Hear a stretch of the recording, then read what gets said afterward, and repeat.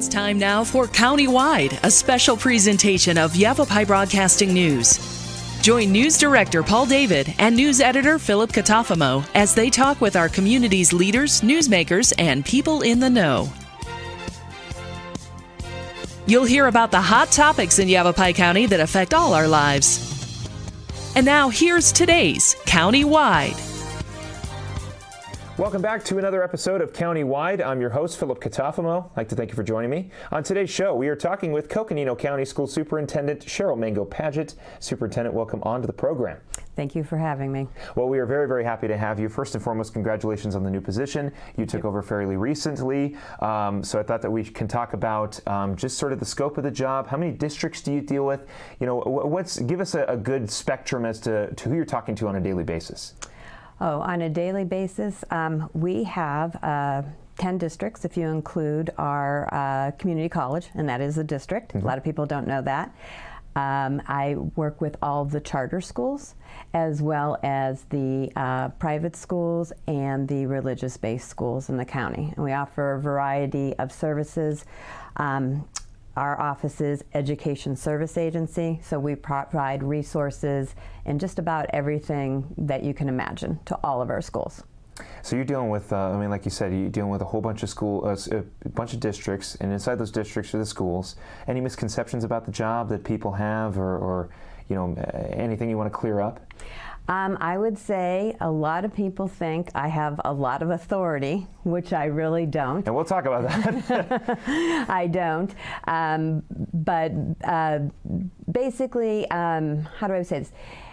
We have the authority with our local districts, to, basically in a couple areas on elections. We are in charge of all district elections, unified school district elections in our county. And that's bonds, that's overrides, that's recalls, and governing board elections. So if it has something to do with a school, it goes through the superintendent of schools office. And then fiscal management of the unified school districts. And talking about just some of those board positions, you guys just filled your last open board position, correct? Yes. 2 weeks ago, we filled our last open position. And that was in Fredonia Moccasin Unified School District. So all of our districts have all of their board positions filled. Let's talk about some of the challenges that you took on once you took over this position. You started about January, February, taking over the position of superintendent for Coconino County. I mean, what challenges did you face coming into the position? I know that you were a part of the county school district for a little while, so just kind of fill us in a little bit on the timeline from when you took over and you know, just kind of the difficulties that you may have faced. Okay. The fortunate thing was I was in the office for about 11 or 12 years, either as the STEM professional development coordinator, and then the last 10 years as associate superintendent. So I had a really good handle on the discretionary side, we call it. It's the soft side, and that's where we get the Education Resource Agency, teacher professional development, providing special education services to all of our schools in the county. My challenges, I would say, is moving from that mindset to looking at everything through a legal perspective, statutory perspective, and policy perspective. Okay. And that has been a huge shift.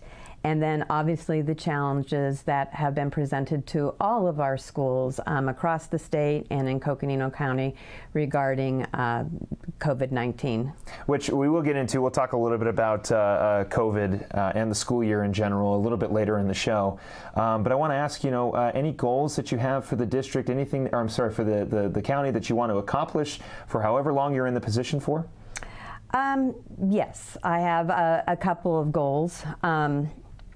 One is to, as we look at all the different services we offer in the discretionary division, we call that the Innovation and Development Division, is looking at how we can secure funding so that when grants ebb and flow, people have secured positions and services don't come to a halt. Okay. Another goal is working on increasing the capacity of the clinicians and my general ed staff as well as my special education staff to be able to provide crisis intervention programs for our, especially our small and rural schools that don't have those teams in place. Social emotional learning, and helping our schools become trauma informed. So working really hard, and just secured 2 grants in the last year and a half to help begin those initial steps. And then on the statutory side, to continue to expand our election services and look at how we go about better supporting all of our districts, charters, and private and public schools in looking at and working with their leaders based on their initiatives. You talk about some of those grants. You did mention that the county itself was awarded the National Science Foundation grant. Your office was awarded that grant. And there's a little bit of a rarity to that. Can you explain a little bit more about the grant and why it's such a rarity? Yes. It's a National Science Foundation grant. It's for teacher professional development in the area of STEM subjects for middle school teachers and students. And then there's a second one that we're a subrecipient on for high school teachers and getting into computer science, which is, we don't have a whole lot of computer science options, whether they're the AP route or going the other route. So why is it rare is if you look at who gets funded in the National Science Foundation grants, it's mostly universities. And we have partnered, we've had a decade of math science partnership grants. So they built us a proof of concept as well as credibility to be able to manage the grant, meet performance measures, that we received the National Science Foundation grant. So we were competing against all the big universities throughout the country. And you guys just came in and took it away from them. I guess we did.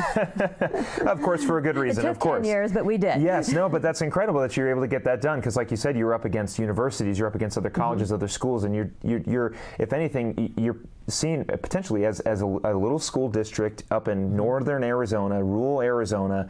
No one even knows how to spell Coconino, but you guys come in and you go, we got a great plan with this bunny, give us an opportunity to utilize it, and you guys were awarded it. Yes, we were. Fantastic. Yes, we are very excited, and even with COVID, we were able to get started. It looked different, but we converted to virtual, and hopefully, if things get better, and I'm hoping they are getting better, down Long Pike we're going to do hybrid. And what we've also learned about ourselves is that we can make the switch, our educators can make the switch, and so we can offer options and a variety of options to our educators, and they don't have to travel as much to see us. During the height of the pandemic last year, I know we're still in the pandemic, but during the height of it, I was talking with my news director, Paul David, about about the online learning, and that it is something that can be adopted into curriculum potentially. Where, like you said, you can have those hybrid classes where, when I went to Grand Canyon University, that was the first time I'd ever taken an online class. I didn't know how to participate in an online class. I didn't know how to turn in homework. It was all kind of learning as we were going throughout the school year. And I felt, at the time, of course, that maybe implementing that as curriculum and having kids, however it breaks down, we don't need to break into it too much, but giving the opportunity for kids to take online classes while they're in high school. But jumping off of that small tangent, we're going to take a quick break, but when we come back, we're going to talk more about the school year and more about COVID-19 here with the Coconino County School Superintendent Cheryl Mango-Paget right here on Countywide. Stay with us.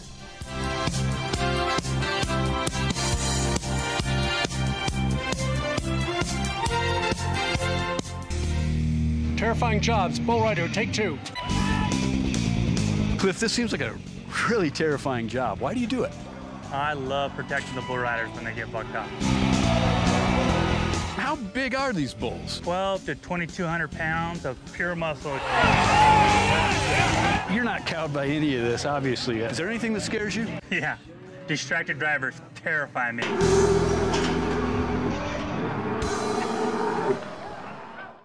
two things we can count on every year. A new set of tax rules and great weather here in northern Arizona. Jackson Hewitt Tax Service, locally owned and operated by Lewis Rice since 1997, is here for you all year long. Your neighborhood Jackson Hewitt Tax Office will help you in all of your taxing situations. Electronic filing is always free with your tax preparation at Jackson Hewitt Tax Service. Get more in return. Call 1-800-234-1040 for an office near you.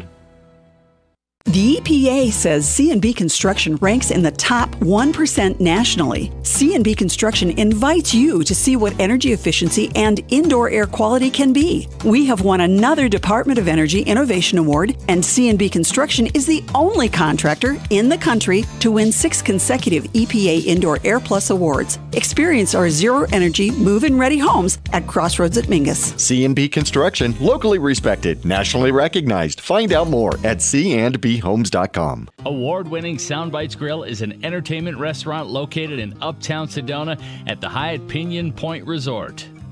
Open for lunch and dinner, featuring fresh fish, all-natural hand-cut beef, even a full vegan menu. Family-friendly, open 11:30 to 9, late dining on Friday and Saturday.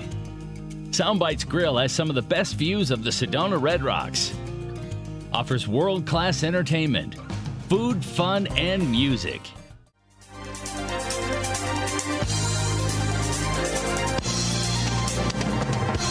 I want to welcome you back here to Countywide. I'm your host, Philip Catafamo. On today's show, we are talking with Coconino County School Superintendent Cheryl Mango-Paget. In the first segment, we talked a little bit about the scope of her job and just some of the goals she has for the district, including some great funding that they received recently from the National Science Foundation grant.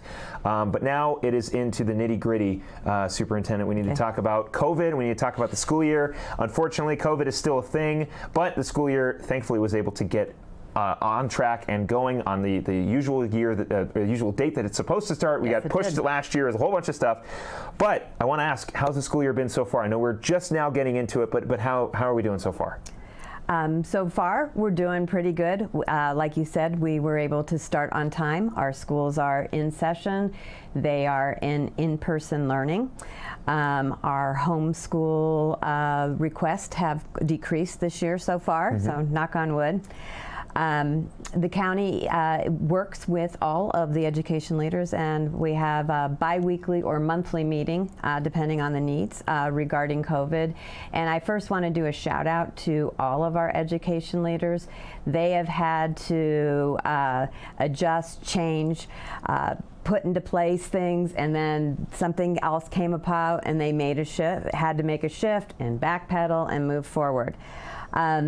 This year is going to be tough. I'll just put it on the table. We know there's lawsuits already regarding the legislation that was passed about 60 days or so ago regarding that school districts could not mandate masks.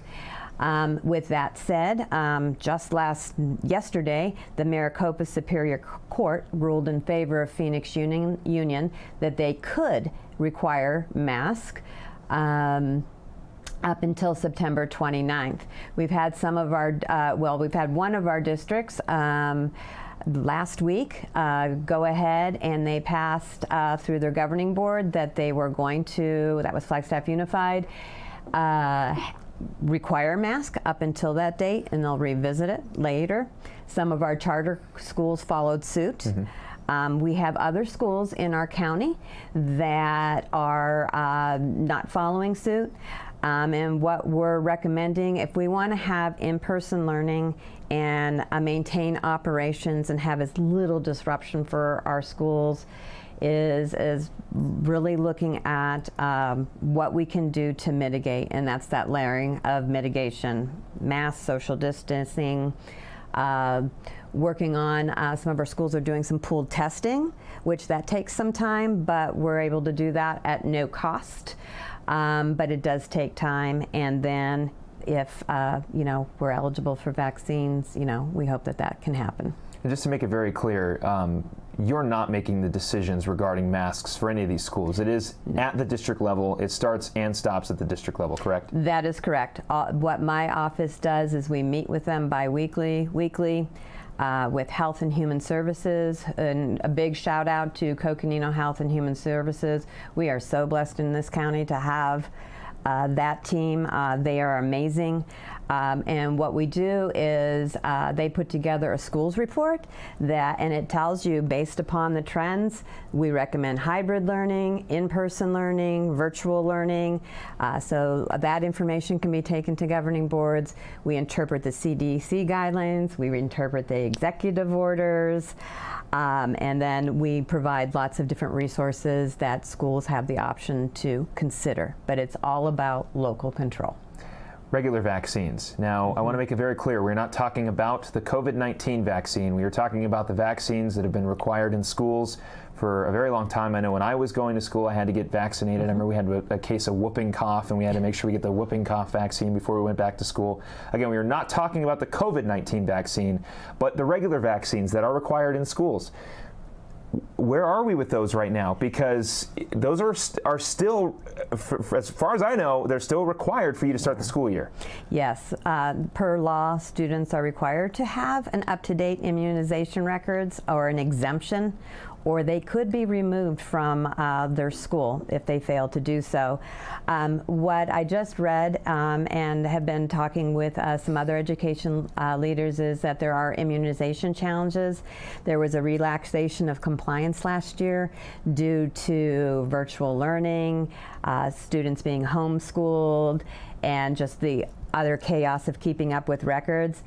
And so we are going to, and ADHS is reaching out to all the local schools and asking them to make sure they're going through their vaccination records and working with the parents and ensuring that students are vaccinated. And then how are the schools doing right now in terms of COVID? Have we seen anything at all, or how are they just doing in general? It's just been the first few days. We've had some outbreaks. We've had to do some required quarantining of classrooms. In my own district, which is the accommodation district, we had one, and so now we're working on and submitting a new instructional model that when this happens, that we are prepared and can continue. The kids can receive services, and we're not going to shut down our district, but we're going to have a group go ahead and possibly be off campus for a little while. Gotcha. Interesting. So, you know, it's almost a shame that you've taken this job at the time you did, because it's like you came in right when the pandemic was like looking a little better, and then now it's kind of just been going all over the place. But you know, I feel like there's some good strategies in place. You know, and I'm not. That's all I'm going to say. Is just decisions are being made, and they're being made with care. That's all I'm going to say. That's all I can say. If you want more information about the county or just in general anything about the school district, go to coconino.az.gov. You can go into the county website and find the school superintendent's information, any news that is coming up. Also, if you want to give them a call, their phone number is 928-679-8070. If you have any other further questions, if you have questions regarding COVID-19 vaccines for your school district, you need to contact your school's district, your specific district, to ask them about what COVID-19 strategies they have in, masks if they need to wear them, any other sort of mitigation strategies, anything else that they have in place. Again, that is a decision made at the district level, yes, and that goes for Yavapai County as well. It's everybody here in Arizona. All these mask mandates are being chosen by the districts, not by our county supervisors. They are just moving on with whatever choice the districts happen to make. We're going to take a break. On that note, what a great note to end on. We're going to take a break. When we come back, we will continue our conversation with Coconino County School Superintendent Cheryl Mango-Paget and talk a little bit about a recent partnership with NAU and the override election for the Williams Unified School District. We'll be right back. Countywide, we'll be back.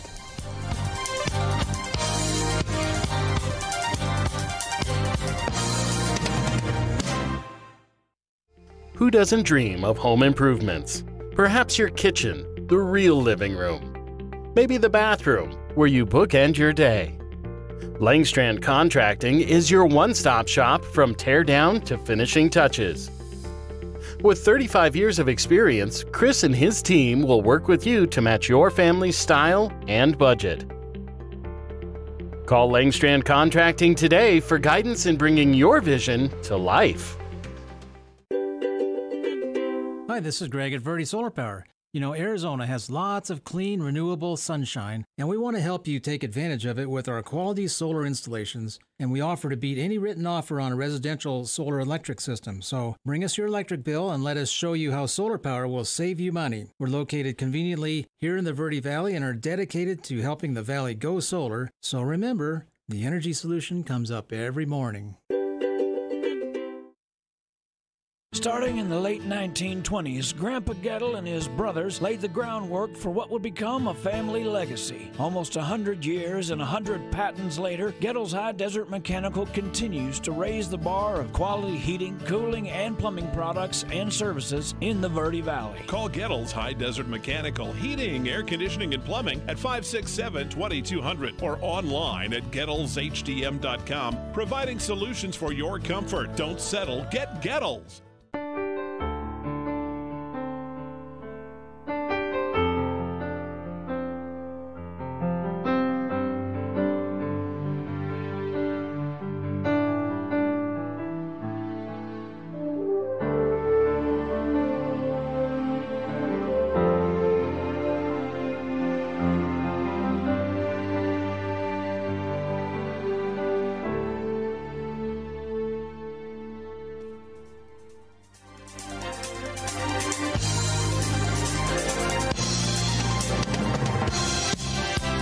Want to welcome you back here to Countywide. I'm your host, Philip Catafamo. Today's show, we are joined by Coconino County School Superintendent Cheryl Mango-Paget. The school district recently had a partnership with NAU. Can we talk about that? We got just a couple more minutes. Yes, our agency partner, and Northern Arizona University partnered with Coconino County Education Service Agency to offer a 10% tuition decrease to school district employees that were certified teachers or administrators to encourage them to continue their lifelong learning and to take classes and to pursue their masters. So we've worked with them, we've put together an IGA so that just allows the teachers to go right ahead, go on, register, and they're eligible for that 10% tuition decrease. There is a vote coming up soon on November 2nd. There is the Williams Unified School District, the override election regarding the budget. That election is happening November 2nd. Is there anything else that people need to know about that election? You know, any specific dates, any times, anything that's going to be sent out soon? Basically, we've already sent out and met the deadlines for the pro and con statements to the community, and the community's been notified. The community did not have any pro or con statements, and so it looks like it's set to go on the ballot November 2nd. And it's my understanding, because it was on our website, is that this will not increase taxes. It'll just help with a 10% increase for the school district. So November 2nd, if you are living in the Williams Unified School District area and you want to vote on that, again, November 2nd, it's going to be on the ballot for those specific voters. Anything else going on around the county, around the district? Any events, any fundraisers coming up? Anything that people should be aware of? Yes, September 17th. Not sure what it's going to look like based on COVID-19, but it is the Coconino County Teacher of the Year event.